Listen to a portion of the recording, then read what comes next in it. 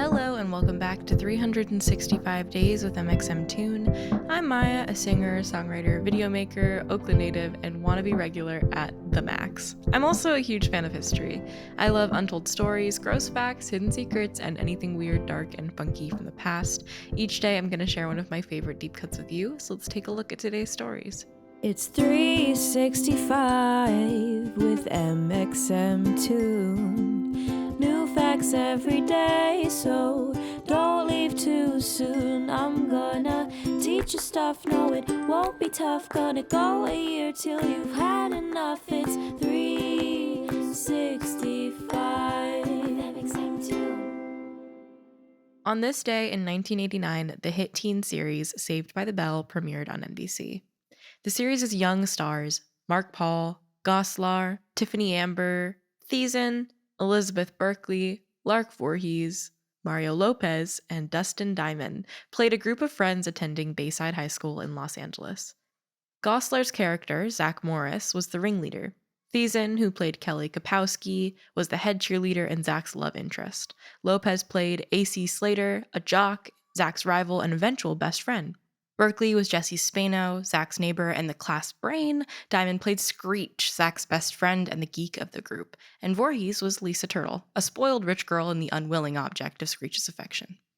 For 4 seasons, fans watched this group of pals get in trouble, get out of trouble, fall in and out of love, and navigate teen issues like school pressure, peer pressure, drug use, homelessness, women's rights, divorce, and pick an issue and Saved by the Bell probably covered it, all under the semi-watchful eye of Bayside High principal Mr. Belding, played by Dennis Haskins. But let's back up. Saved by the Bell actually got its start on a totally different show for a totally different network. The show, which starred former Disney child star Hayley Mills, think of her like the first Miley Cyrus or Selena Gomez, was about a teacher at a high school in Indianapolis, and her students happened to include Zach, Lisa, Screech, and Mr. Belding. Good Morning Miss Bliss was not a success and was not renewed for a second season, but NBC liked the chemistry between the 3 young actors and Haskins well enough that they retooled the show as Saved by the Bell, keeping Haskins, Goslar, Voorhees, and Diamond, and firing the rest of the cast. Using Good Morning Miss Bliss as a prequel to Saved by the Bell, they reset the school in Los Angeles and added Slater, Kelly, and Jesse to the character list. They set the majority of the show at either Bayside High or the Max, a local hangout. The first episode of Saved by the Bell was titled Dancing to the Max. The episode is about a dance contest at the Max hosted by Casey Kasem, then a famous DJ. Slater is a newcomer to Bayside, and both he and Zach compete for the chance to be Kelly's dance partner. Meanwhile, Jessie freaks out because she thinks she's too tall and no one will want to dance with her. And at the end of the episode, she and Zach bond over feeling awkward at a dance and go together, and Screech and Lisa win the competition. It's not a meaningful episode or one of Saved by the Bell's famed very special episodes that served as a PSA about drug use or another serious problem, but it did feature some key Saved by the Bell elements. For one thing, Zach breaks the 4th wall and talks directly to the audience, something that will become pretty standard on the show. And for another, the show focuses on typical teen problems, like feeling weird and awkward in your own skin. These elements and chemistry between the leads would help make Saved by the Bell an iconic show. And here are some fun facts about Saved by the Bell. Elizabeth Berkley originally auditioned for the role of Kelly, though she didn't get the part. Producers liked her so much that they created the role of Jessie just for her. Mark Paul Goslar is a natural brunette, but his character Zach is famously blonde. This meant that Goslar had to dye his hair every 2 weeks, which seemed like it would do some damage. There was no swearing allowed on set at all, so I have no idea what would happen if you were to stub your toe or step on a Lego. Berkeley and Thiessen both left the show before the final season, and their disappearance was simply just not spoken about. Instead, producers replaced them with a new character named Tori Scott without explanation, although Kelly and Jessie were both back for the graduation finale. Soon-to-be famous guest stars included Tori Spelling, Denise Richards, Christine Taylor, and Eric Dane, who you might remember as McSteamy from Grey's Anatomy. Saved by the Bell properly ended on May 22, 1993, with the characters graduating from high school. But that didn't end the franchise quite there. There were 2 spin-off series, Saved by the Bell: The College Years, which ran from 1993 to 1994, and Saved by the Bell: The New Class, which ran from 1993 to 2000.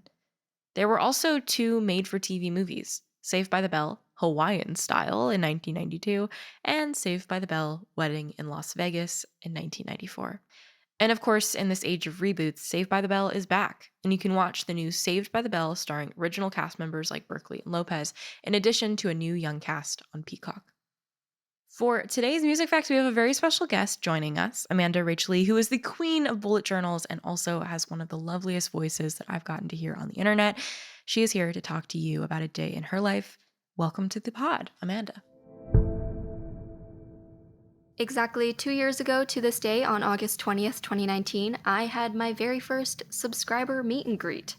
I had met subscribers here and there in passing on the street and stuff before, but I had never held an official event, so I really wasn't expecting much. I thought maybe 10 to 20 people would show up, but as I was setting up, suddenly a line started to form and it ended up going around the block, and I remember being genuinely so surprised and confused.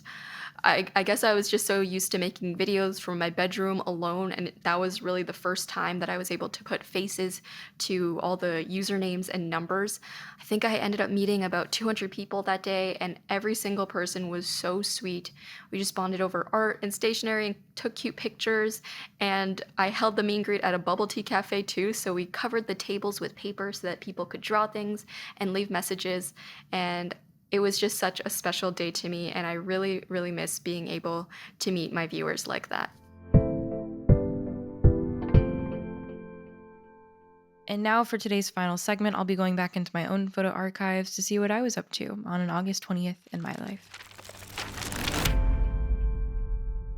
Not super interesting, but on August 20th, 2020, I shot a bunch of photo content for Levi's and Urban Outfitters.